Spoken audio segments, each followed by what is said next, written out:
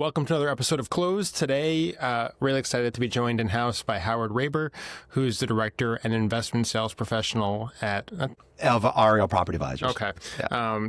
And he leads business development and networking initiatives across Manhattan, specifically below 96th Street.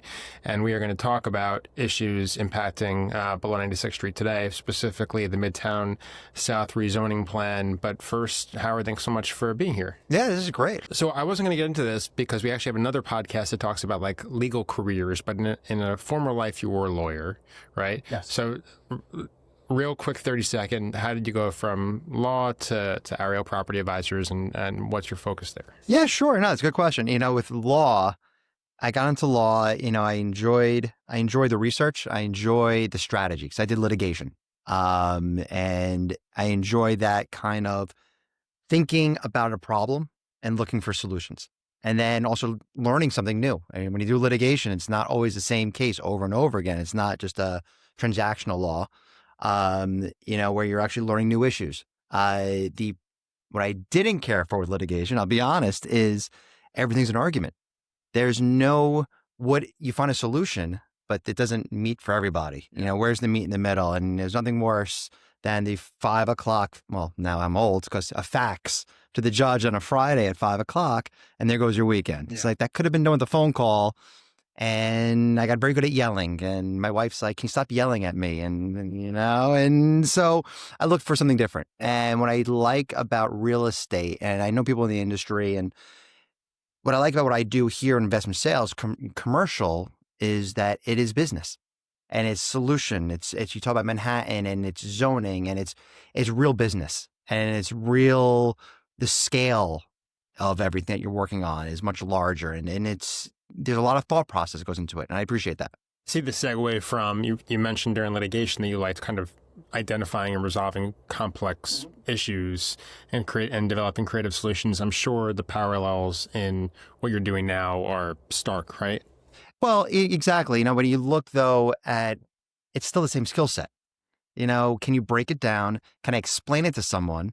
And how do I get that person on board? Or teach me something, teach me where I'm wrong. And then let's figure out a solution. That's the better thing about transactional law and real estate transactions, anything else. It's help me understand the issue, and then we'll come out with an answer. And hopefully it's a successful deal. Yeah. Well, that's always the hope. Yeah. There is a lot of yelling in litigation, unfortunately. That's what I do most of the time. So I try to keep my voice lower during the podcast to preserve it for the yelling portion of my day. So we're here to talk about the Midtown South rezoning plan. And I think most people who are listening to this podcast probably have heard that concept. They certainly know City of Yes. They might not know from a practical perspective like what it is and the impact it's going to have in the city. So can you give the listeners like a 30,000-foot overview of what the rezoning plan is and how it kind of fits into the broader City of Yes playbook that the mayor has enacted? Sure. We'll break it down.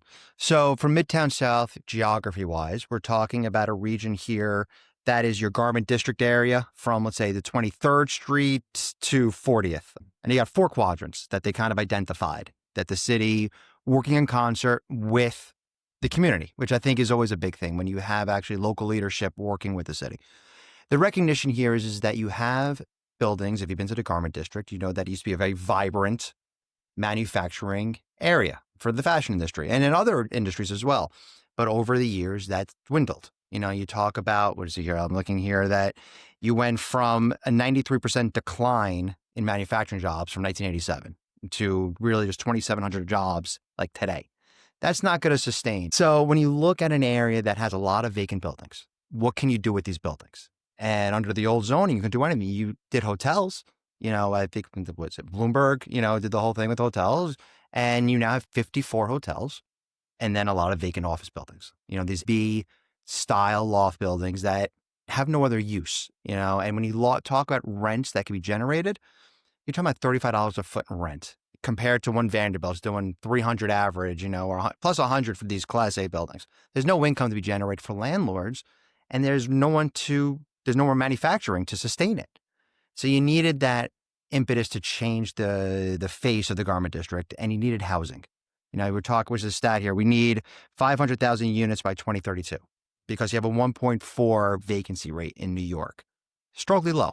You need units. Where do you get them? Take these buildings down or change them. Do something to the character. So that's the impetus of why we're doing it. I know this is a little off script, but I read that stat about 1.4% of vacancy. Does that include, because you hear all these stories about like how these zombie rental buildings, rent-regulated, rent-stabilized rental buildings that are being left vacant. Does that stat include those buildings? The dirty word of warehousing, is that what we're using? Okay. It's a good question. It's probably hit or miss because some of those are registered. You can't guarantee that everyone's doing their DHCR reporting correctly. So exactly. And those units, that's probably a whole nother podcast, right? When you talk about these, $400 in rent for a unit, it doesn't give a landlord impetus there's no rationale to actually rent that out to someone if they're going to charge you or if they're going to ask for renovations. Well, there's no benefit to that. I'm not saying it's right or it's wrong, but that's the rationale. So you look at that 1.4%, it's possible that some of those units are in there, but in the grand scheme of things, the warehousing is not what's killing the vacancy, right? It's really just an overall, there's a lot of demand to be here. As much as we all talk about the skies falling of New York for other podcasts of the politics, but it's not falling because there's a lot going on here. And so the fact that you're seeing people come to the city, you look at the East Village, that has been growing. From COVID, that was the first place to bounce back, right? Then you look at the Upper West Side, that's never changed. So the city itself is a place to be, regardless of where we think rents are going or where they should be. So you need more housing. That's what it comes down to. And so how does the Midtown South rezoning plan address that issue? How is it going to address the vacancy issue? Sure. So looking at the zoning first, right? So you look at Midtown South. Midtown has the M1 zoning. So M1 zoning is a manufacturing, light manufacturing, correct. And those buildings were based on these glove manufacturers and the people that worked for the theater district. They were doing the costumes or they're doing whatever they were doing. So there was a need to say, okay, where do we get the housing from? So now you change the zoning. The zoning, you need to get that R zone overlay, right? You need some kind of residential overlay. So what they did was they made a special district, this Midtown South district of these 4 quadrants, which is about 40 something blocks. And you're going to change the zoning to allow for residential. There's a catch to that where you're going to increase the FAR. How much do you want me to get into? I think we can go down like a real rabbit hole with FAR, but you can build more, right? Like you can build higher, you can build further out than you can do before. So the crux here is that you're going to get the ability to build residential units on these lots, whether it's a building or a vacant lot. That's something else we can get into. So now you're going to allow this housing to come into it with a catch. It's going to be mandatory inclusionary housing. But it could be 20 to 30% or so, between 40% to 80% of the average median income. Right now, that rent's about 80% comes out to about $50, $60. I think I was looking at the day we're doing an evaluation, about $60 a foot. If you did 40%, you're at about $35 a foot in rent. Big difference. There's certain plans. That's when you start getting into the weeds of what you can do. So I think speculatively, you'll see more of the 80% in Manhattan. What's the incentive for developers? So developers, what's the economic calculus here? Is it in a vacuum, just the fact that they can build in this area and have 70 to 80% be market rate worth it to them, or are there some additional incentives that are driving or that will drive interest in these types of projects? I think it depends on what you're doing. I think overall, from the macro level, the optimism is great because you're getting to build at a lower basis. The reason is that if you look at free market development in Manhattan, historically, let's say looking at the research that we did over the past, let's say last year, land traded for about 450 foot average. That's for condo sites, right? Now you have your 350 sites in a financial district that are going for less, but then you have your, in Legion buying in Gramercy for $1,000 a foot, and they're projecting to do $5,000 sellouts, et cetera. So you have these high profile, great condo sites and that are basically bringing up your average. Then you have your lower sites, but free market condos. Even you take your less condo in Midtown and you're going to charge, let's say, $1,800 in sellouts, you're getting to a price per foot about $400 a foot, buildable. With this new program requiring you to do mandatory inclusionary, you're not going to necessarily build condos. You can build rentals. All of a sudden, your basis has come way down. Your land cost would probably be less than $300 a foot. It could be $250, it could be more, it could be less. All of a sudden, these developers now see a real opportunity to not have to build condo. and it changes the whole stack, your financial stack. And it's a big uptick in, I think, interest in that kind of project.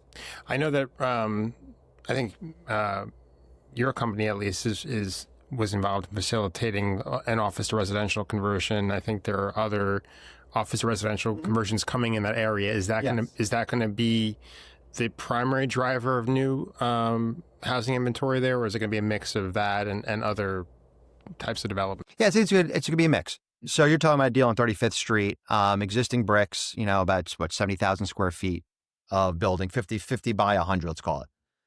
You're not going to take that building down. It was a good building. You're going to convert it.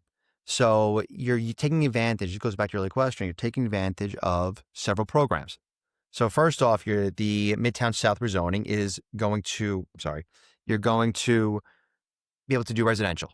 And now you're going to take advantage of the 467M program, which is allowing you to convert office to residential. That gives you I believe it's a 90% tax break for, depending on your year of when you start it. If you get it in sometime in 2026, 35%, 35 years. And then it dwindles down to 30 years, 25 years. Yeah, it's 90%. And if you're going to do $100 a foot in your rentals and then you do your 80%, you're making money there. So there are owners that take advantage of that. There's owners, the city of yes, if you're doing ground up, you're going to get extra bonuses or deductions that change your loss factor. So, your sliver law has changed. There's a lot of things that the city of yes is doing. So you're basically taking a combination of these things depending on your project.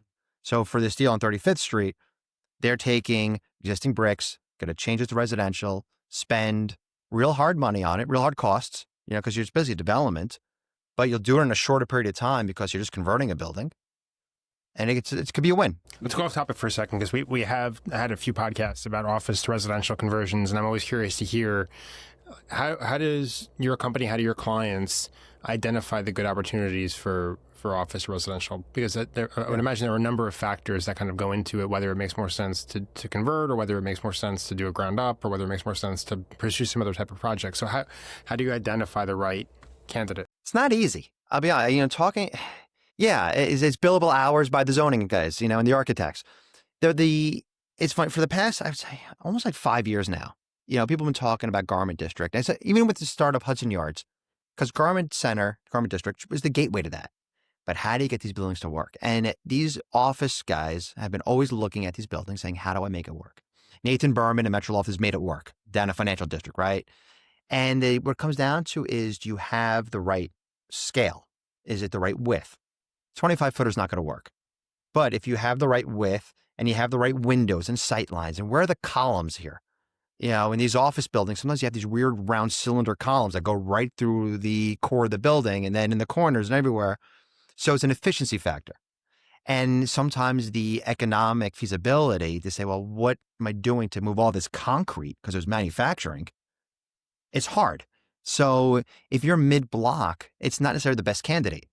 But if you're a corner, those buildings are very desirable because you can make the light and air work. You can get it. So that's always been the evaluation process for all these developers and converters is like, it sounds great, but they have to really find that site.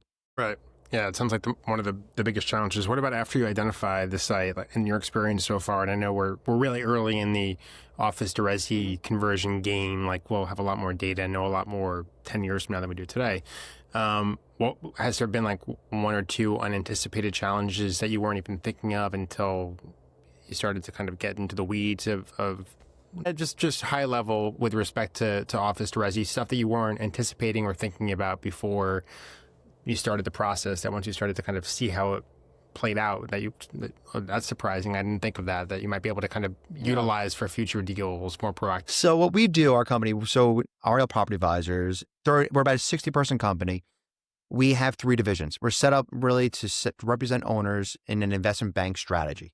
So we have investment sales, which is myself and brokers throughout the 5 boroughs.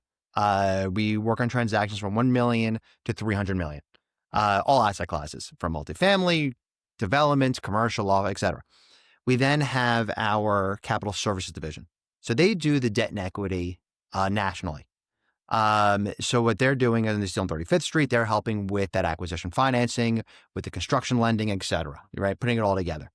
And then we have our researchers division, which is about half the company, the back of the house.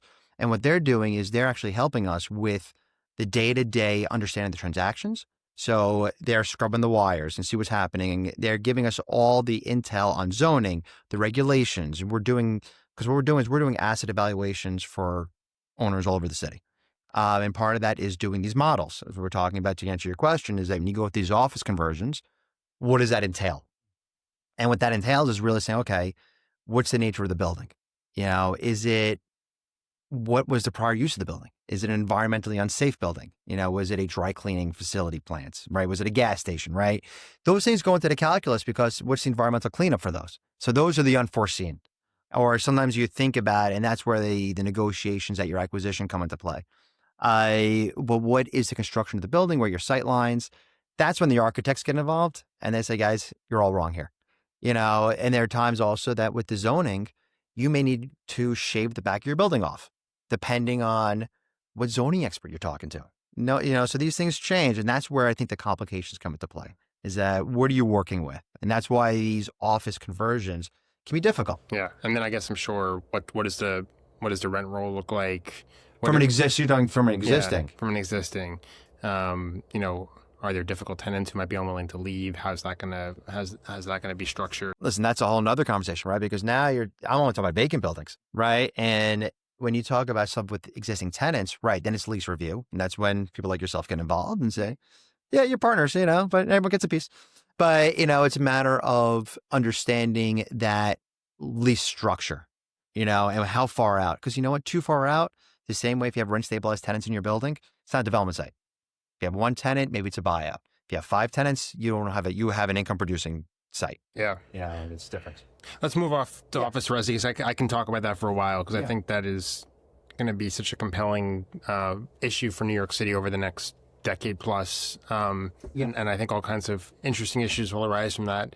The other piece that I saw, and you were quoted extensively in a great article for Forbes about the Midtown South rezoning plan. And one thing you talked about was the opportunity for assemblages, combining, multiple older structures to create larger residential developments. Can you? That's something that I actually hadn't read too much about before I read the article. So can you break down what that means? How big of a piece of the pie is that going to be? Is that an exciting opportunity for someone like yourself and your clients? What does that look like? So it's a big deal. Because before you had the zoning change, you couldn't take these buildings down. You couldn't do anything with them really because you didn't have an impetus to build anything new with the M zone, or take them down, and then have the Christmas stops. Yeah. And the problem is that you weren't going to build office. Office is it's become a big rebound asset class, which I think is great. If you look at the amount that was spent over the past year, office is the number one asset class in our spending. That's based on our research reports. That is a big thing. And Class A office is trading like gangbusters, where you're getting huge rent rolls, good cap rates, and good financing. B and C buildings, not so much. We've already established that. But you can't, so I'm not going to take these 25 footers. We're selling something on 36th Street now, less than 25 feet. It wouldn't have the same value unless you could do something different with it. Because otherwise I'm just beholden to the income I can generate. Now I can reposition it. I can take it down. I can do anything I want with it. And now you can take these, if you walk the garment district, you'll see rows of 25 footers, 3 in a row, let's say, 4 in a row. All of a sudden you have a nice 65-foot wide development site. That's real efficiency. As opposed to a 25 footer, you're building something that you can do good corridors on. I can do rental. I can do office if I want to. I can do anything. And I think that's going to be a big game changer for developers. I see these opportunities. Are you already seeing activity in that space now? Yeah, we've been seeing that starting last year. You saw speculative deals, but now you're really starting to see the dominoes fall and things coming to market. Or owners getting ready to sell. Maybe they're waiting to see the election, or they're waiting for their end of the tax seasons, whatever it is. But I think, first quarter next year, I think you're starting to see a lot more activity because they're going to realize, okay, this is now the market. Some people are afraid to be the first because you don't want to set the market. So sometimes you want to put the big toe in first and then see what else happens. That's where we're at. Right. So is it going to be the same thing here? We're going to be looking at a lot of new residential developments coming up from these assemblages? I think it's be residential. It's a good question. I mean, we had this internal debate the other day. How does it work with condo? And you have to think about it, right? When do you need to scale? I'm going to need something big enough that it can say, okay, because there's requiring you to have a 30-year building. I'm just using a third as a round number. A 30-year building has to be with this affordable component. Okay. The old rules required it to be equally scattered about. If you were doing a free market building and you did some kind of inclusionary housing on there, you had to have your affordable units spread throughout the building. The new rules, I need to get clarification. I don't want to misquote it, but they're allowing it. We love misquotes on the show because then we have fodder for leverage for years to come with all the people that have. I'm going to bang the table and say this with authority, but it comes down to the fact that you don't have to, I don't think, put it evenly scattered. So the bottom 2/3 could be your affordable component and your top third could be your free market condo. The question is this: would you live as you buying a condo knowing that you have affordable units in your building? Does that deter you as a condo buyer? I don't know the answer to that. But if I'm going to say, well, I can get a unit for mid-market, free, a mid-market $1,800 a foot and, for a condo sellout, which is what, it's called $2 million. Not so bad. But I'm not going to spend $5,000 a foot. I think for buyers, it's just going to be a standard. I don't know that this is going to factor in. I think it's just the economic calculus. Is this a good deal compared to other markets? You as a consumer, you say that. As a consumer. So you as a consumer, you look at a building and say, who else is in my building? Would that bother you? Probably. I mean, look, 80% of median income in Midtown Manhattan, I don't think it would really cross my mind. I just don't think it would cross my mind, especially if I feel like it's a good deal that I'm getting in potentially like a market that might be booming 10 years from now because it hasn't been developed. Right. So I think no. I think I'd be fine. I don't see any real challenge. And I think it's the right answer. I mean, I look at the Garment District and I look at this, like I said, it's the gateway to Hudson Yards. And I'll be honest, I think this could be better than Hudson Yards. You look at the area, it's called transportation, it's walkable, and now you're going to create an area that is both live and work. I'm now going to take an environment that used to be just Monday to Friday, if you're lucky, and now I'm taking 7 days a week, 24 hours a day. It's similar in some ways to the FIDE gambit from 10 years ago or 5 years ago, right? I think it's better. Yeah. I think it's a much better bet. Because the transportation's better. Yeah. And your Broadway's right there. Bryant Park's here. Penn Station's there. Grand Central. You're right in the middle of everything. Yeah. And I think that's the biggest payoff. Yeah. And so as a condo owner, if you're going to buy a condo, it's like I'm paying for all this amenity. Right. My local amenity. I'm getting better retail. Because listen, I mean, you look at it's brighter than FIDE. I like FIDE. I'm a big believer in FIDE. Yeah. But this is a brighter area. It can be brighter. And I think to your original question, you're going to mix your asset classes because not every building is going to be deemed earmarked for residential. Yeah. You're going to need some commercial in there still.